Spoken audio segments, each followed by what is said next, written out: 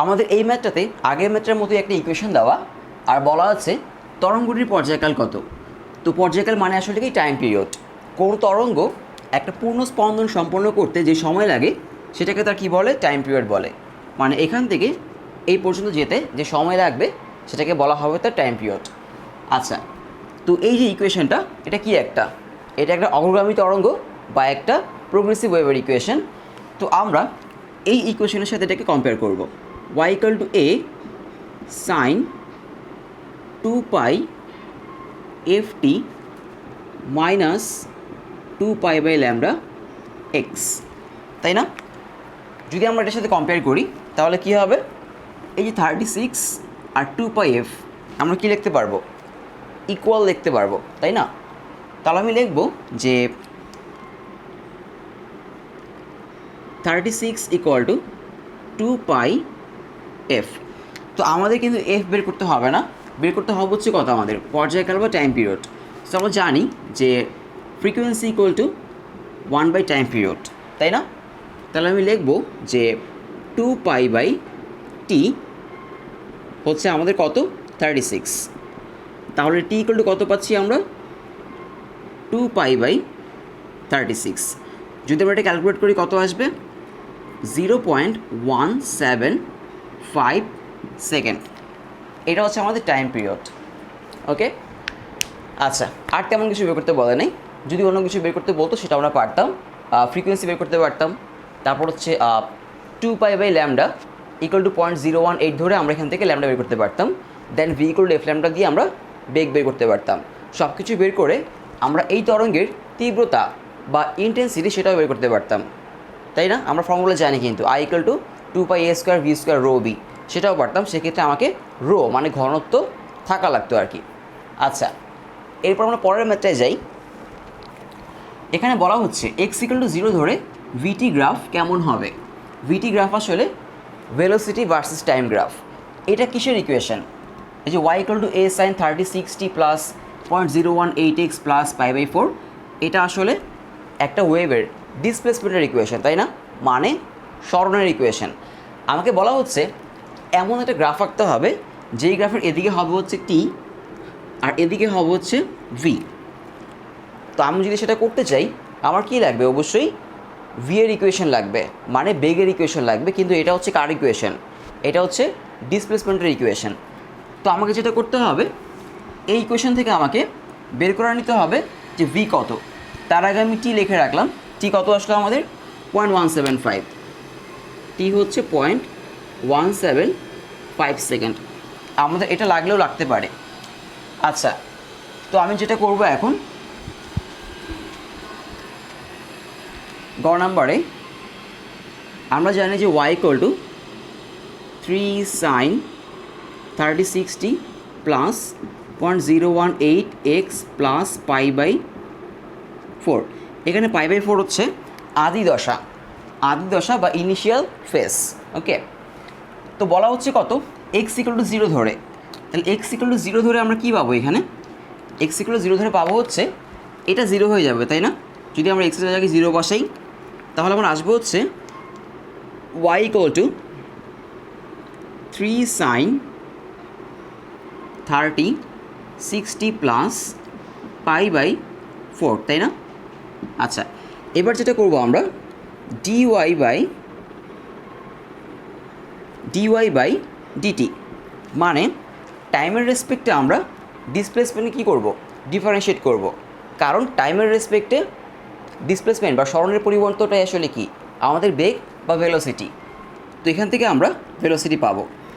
তো এটাকে যদি আমরা ডিফারেন্সিয়েট করি, ডিফারেন্সিয়েটের ফর্মুলা কি, আমরা যদি সাইন থিটাকে ডিফারেন্সিয়েট করি ডি বাই ডিএক্স, সাপোজ ধরো সাইন এক্স, এটাকে ডিফারেন্সিয়েট করলে পাওয়া যায় কজ এক্স। ওকে, কজ এক্স। কিন্তু যদি এরকম থাকে যে sign 2x D by dx, তাহলে কত পাওয়া যাবে, পাওয়া যাবে cos 2x। আর এক্সের কোএফিসিয়েন্ট কত এখানে, বা সহগ কত, সহগ হচ্ছে 2। এই 2xকে আবার ডিফারেন্সিয়েট করলে সামনে একটা 2 আসবে। আমাদের এখন এটাই লাগবে। ক্লিয়ার? কারণ হচ্ছে এখানে কার রেসপেক্টে ডিফারেন্সিয়েট করছি আমরা, টি এর রেসপেক্টে। সো টি এর কোএফিসিয়েন্ট কত, 36। এখানে এক্সের রেসপেক্টে করেছিলাম, এক্সের কোএফিসিয়েন্ট কত ছিল আমার 2 ছিল, এই যে 2 সামনে চলে আসছে। তো এখানেও একই ব্যাপার হবে, টি এর কোএফিসিয়েন্ট সামনে আসবে। তো এটা আমার আসবে হচ্ছে এখন 3 cos 36t plus pi by 4, আর টি এর কোএফিসিয়েন্ট 36 সেটা সামনে আসবে। তো আমরা পাবো হচ্ছে 108 cos 36t plus pi by 4। Clear? So এটা হচ্ছে আমার ভি। তো এটা যদি আমার ভি হয়, আমরা কিন্তু এখন টি ভার্সেস ভি এই গ্রাফটা কী করতে পারবো, আঁকতে পারবো। ক্লিয়ার? আচ্ছা, তো টি আসলে কি? টি হচ্ছে আসলে আমাদের টাইম। আরেকটা জিনিস বলি, এখান থেকে এই পর্যন্ত, এখান থেকে এই পর্যন্ত কি আমার টাইম পিরিয়ড না, মানে পর্যায়কাল না? তার মানে এখান থেকে এই পর্যন্ত কিন্তু আমার ক্যাপিটাল টি, মানে হচ্ছে টাইম পিরিয়ড। আচ্ছা, এবার যেটা করব আমরা, একটু খেয়াল করে দেখো যে এর আগের ম্যাথটাতে আমি কী করেছিলাম, 2πf ইকুয়াল টু কী ধরেছিলাম 36, তাই না? 2πf ইকুয়াল টু ধরেছিলাম আমি 30, 2πf ইকুয়াল টু আমার 36 ছিল। এই 2πf কি আসলে 2π/t লিখেছিলাম না আমরা? 2πfকে আমরা লিখেছিলাম 2π/t, তাই না? তো এখানে আমরা সেই কাজটা করব, 36-এর জায়গায় আমি বসাবো হচ্ছে 2π/t। একটা সুবিধার জন্য, না বসালেও কোনো সমস্যা নাই, আমরা তো টি এর ভ্যালু জানি 0.175, বা আমরা চাইলে এফ এর ভ্যালু কী করে নিতে পারি, বের করে নিতে পারি। এটা জাস্ট একটা সুবিধার জন্য, চাইলে তুমি টি এর ভ্যালু সরাসরি ওইটা ইউজ করতে পারো। তো এটা ইউজ করলে একটা সুবিধা আছে, সেটা আমি দেখাচ্ছি। তো সেটা হচ্ছে এখন যেটা করতে হবে আমাদের, 108 cos এই 36-এর জায়গায় আমি কত বসাবো 2π/t, আর স্মল টি সেটা এরকমই থাকবে প্লাস π/4। ক্লিয়ার? মানে ইকুয়েশনটাকে আমি এরকমভাবে দাঁড় করিয়ে নিলাম। এবার যেটা করব আমরা গ্রাফের জন্য, যেহেতু এদিকে টি আর এদিকে ভি, আমরা গ্রাফের জন্য ভ্যালু বের করব। আচ্ছা, তো প্রথমে আমরা যেটা করব সেটা হচ্ছে, আমি প্রথমে ধরবো যে এই যে টি ইকুয়াল টু 0, মানে হচ্ছে আমরা একদম প্রথমে টি ইকুয়াল টু কত ধরলাম, 0 ধরলাম। তো আমি যদি টি ইকুয়াল টু 0 ধরি, আমার কিন্তু এতটুকু জিনিস কী হয়ে যাবে, 0 হয়ে যাবে, তাই না? আমার ভি ইকুয়াল টু থাকবে হচ্ছে 108 cos π/4, কারণ হচ্ছে এটা 0 হয়ে যাবে, থাকবে হচ্ছে cos π/4। সো আমরা যদি এখন একটা ক্যালকুলেট করি, π/4 মানে কত আসলে 45 ডিগ্রি, মানে cos 45 ডিগ্রি মানে হচ্ছে 1/√2। তাহলে আমাদের আসবে হচ্ছে 76.37। ওকে, সো টি যখন 0, ভি হচ্ছে কত 76.37। আচ্ছা, এখন আমরা আরও ভ্যালু বের করব। যেমন হচ্ছে আমি যদি ধরি যে t equal to 4, t equal to 4 কেন, আমরা এই টাইমগুলো ধরছি, এখান থেকে এতটুকু হচ্ছে আমার টি, তাহলে এটা হচ্ছে আমার টি ইকুয়াল টু 0, এইটুকু হচ্ছে আমার t/4। ওকে, এইটুকু আমার কত t/2, এইটুকু হচ্ছে আমার 3t/4। ক্লিয়ার? মানে আমরা এরকম কিছু টাইম ধরছি, তুমি অন্য কোনো টাইম ধরলেও কোনো সমস্যা নেই, কিন্তু আমরা হচ্ছে একটু গ্যাপ দিয়ে টাইমটা ধরছি যাতে গ্রাফটা সুন্দর মতো আসে। আচ্ছা, তাহলে আমি এবার ধরবো, প্রথমে ধরলাম হচ্ছে টি ইকুয়াল টু 0, এবার ধরবো t/4। তাহলে আমি লিখলাম টি ইকুয়াল টু t/4। সো আমার ভি হবে হচ্ছে কত, ভি হবে 108 cos 2π/t, এই স্মল টি এর জায়গায় আমি বসাবো t/4। তাহলে কি আসবে দেখো, 2π/t t/4 প্লাস π/4। ওকে, একটা জিনিস খেয়াল করো, এখানে ক্যাপিটাল টি আর ক্যাপিটাল টি কাটাকাটি যায়, তাই না? তো এই জন্যই আমি আসলে এই 36-এর জায়গায় 2π/t বসিয়েছি, না বসালে কোনো সমস্যা নেই। তোমরা হচ্ছে যা আসবে, যদি না বসাতাম তাহলে এখানে কি থাকতো, এখানে থাকতো হচ্ছে কত আমার 36, ওইটা ধরে আসলে ক্যালকুলেট করা লাগতো, তখন কিন্তু আর এই যে টিটা এটা কাটা যেত না, কাটা না গেলেও সমস্যা নাই, আমরা টি জানি 0.175, সেটা বসিয়ে তোমরা ক্যালকুলেট করবা, একই আসবে। তো এখানে যা আছে বাকিটুকু সেটা যদি আমি ক্যালকুলেট করি, আমাদের আসবে হচ্ছে ভি ইকুয়াল টু -76.37, ওকে। টি ইকুয়াল টু t/4 এর জন্য ভি কত, -76.37। এবার আমরা t/2 বসাবো, মানে টাইম পিরিয়ডের হাফ। তো সেমভাবেই স্মল টি ইকুয়াল টু কত আমার t/2, ভি হবে হচ্ছে আমার 108 cos 2π/t, t/2 plus π/4। So এখানে আগের মধ্যে কী হবে, আমার টি কাটা যাবে, 2 কাটা যাবে, তো বাকি যা থাকবে এখানে পাই আর এখানে প্লাস π/4। আমরা কিন্তু এটা এলসিএম নিয়ে নিব, তাহলে হয়ে যাবে 5π/4। এখানে পাই কত ধরবা, 180 ধরবা, ওকে। 5π/4 মানে এরকম আসবে আর কি। আমি দেখাই যদি, যে 108 cos 5π/4, ক্লিয়ার। এখানে পাই হচ্ছে 180, তাহলে 5 × 180/4। তারপর ক্যালকুলেটারে বসিয়ে ক্যালকুলেট করে আমাদের যা আসবে সেটা আমরা লিখবো আর কি। তো এখানে আসবো হচ্ছে -76.37, ওকে। আমরা 3টা ভ্যালু বের করলাম, আরও একটা বের করি। আমি এবার লিখবো হচ্ছে 3t/4, ওকে। তো আমি যদি লিখি 3t/4 তাহলে কী হবে, t ইকুয়াল টু 3t/4, তাহলে ভি আসবে হচ্ছে আমার 108 cos 2π/t 3t/4 প্লাস π/4। তো টি কাটা যাবে। এটা যদি আমরা আগের মতো ক্যালকুলেট করি, এখানে কত হবে উপরে 2 আর 3 মানে 6π/4, ওকে। 6π/4 প্লাস π/4, পাইকে 180 ধরে ক্যালকুলেট করবা, সামনে কস বসাবা। তো আমরা যদি ক্যালকুলেট করি কত আসবে, আসবে হচ্ছে 76.37, ক্লিয়ার। আচ্ছা, এবার আমরা লাস্ট আরেকটা ভ্যালু বের করব, সেটা হচ্ছে টি ইকুয়াল টু টি ধরে, ওকে।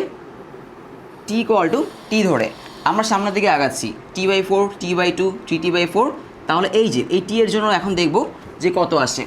তার জন্য আমি এটা মুছে দিই, আমাদের এখানে আর দরকার নাই। আমি ধরবো হচ্ছে small tea equal two capital T, তাহলে ভি আসবে হচ্ছে আমার 108 cos 2π/t, এখানে হবে টি প্লাস π/4, টি কাটা যাবে, আমার থাকবে হচ্ছে 108 cos 2π প্লাস π/4। তো এটা এলসিএম নিয়ে বা ক্যালকুলেটরে ক্যালকুলেট করে যা পাওয়া যায় আর কি, সেটা আসবে হচ্ছে কত, আমাদের আসবে হচ্ছে 76.37। তাহলে আমরা কিছু ভ্যালু পেলাম, তাই না? এটা হচ্ছে আমাদের টি এর জন্য, আচ্ছা। আর এটা হচ্ছে t/4 এর জন্য, এটা কত t/2 এর জন্য, আর এটা হচ্ছে 3t/4 এর জন্য, আর এটা হচ্ছে আমাদের কার জন্য, t = 0 এর জন্য। এবার যেটা করব আমরা গ্রাফে বসাবো, ওকে।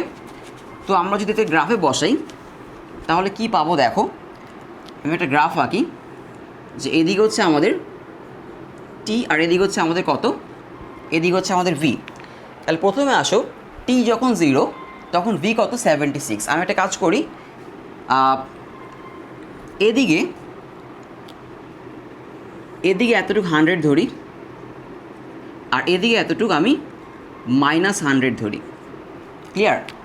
আচ্ছা, তো টি যখন 0 তখন ভি 76, আচ্ছা। তো টি যখন 0 তখন ভি হচ্ছে এই যে 76, এটুকে আমরা 76 ধরতে পারি, 76.37, ওকে। আচ্ছা, এরপর আসি, টি যখন t/4 তখন কত, -76।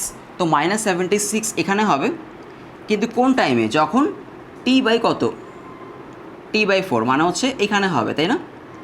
এরকম আর কি, মানে যখন টাইম t/4 তখন হচ্ছে আমার ভি কত, -76, মানে এই পয়েন্টটা আর কি, ক্লিয়ার। আচ্ছা, t/2তে আসি, t/2 আরেকটু সামনে হবে, মানে এখানে হবে।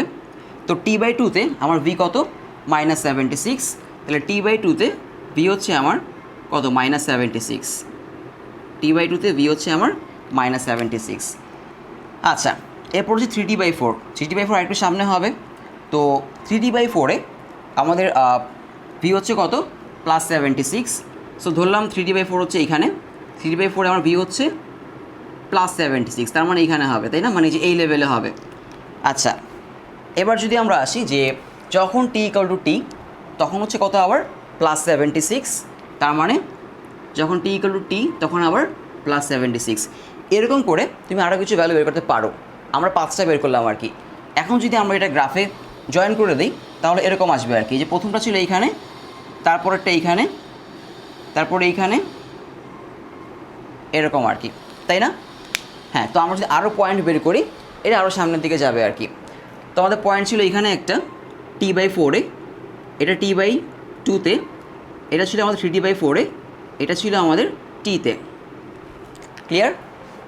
তো এইটাই আমাকে করতে বলা হচ্ছে। জিনিসটা কিন্তু ইজি, কিন্তু একটু লেন্দি আর কি। যে প্রথমে কী করতে হবে, যেহেতু আমাকে ডিসপ্লেসমেন্ট দেওয়া, সেখান থেকে ডিফারেন্সিয়েট করে আমাকে কী বের করতে হবে, ভেলোসিটি বের করতে হবে। ক্লিয়ার? তারপর আমি কিছু টাইম বসাবো। টাইমগুলো যদি তোমার সুবিধা মতো বসাও তাহলে ভালো আর কি।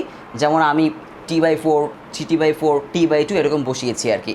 আর আমি 36-এর জায়গায় 2π/t বসিয়ে দিয়েছি, যাতে কাটাকাটি যায়। কাটাকাটি না গেলেও সমস্যা নাই, আমরা টি জানি, আমি আগেও একবার বলেছি। তারপর টি এর রেসপেক্টে তুমি কতগুলো ভি বের করবা, গ্রাফে বসাবা। এটা অবশ্যই একটা ওয়েভ আসবে। কেন ওয়েভ আসবে? কারণ এটা একটা ওয়েভের ইকুয়েশন, তাই না? যেহেতু এটা একটা ওয়েভের ইকুয়েশন, এটা একটা ওয়েভই আসবে। তো এই যে একটা ওয়েভ আসলো আর কি। ক্লিয়ার? আচ্ছা, তো এটাও বেশ গুরুত্বপূর্ণ, বা বলা যায় খুবই গুরুত্বপূর্ণ একটা ম্যাথ ছিল। এই টাইপের ম্যাথ তোমার বোর্ডে এগুলো প্রায়ই আসে। আচ্ছা, তো নেক্সটে আমরা এখন একটা ম্যাথে যাব।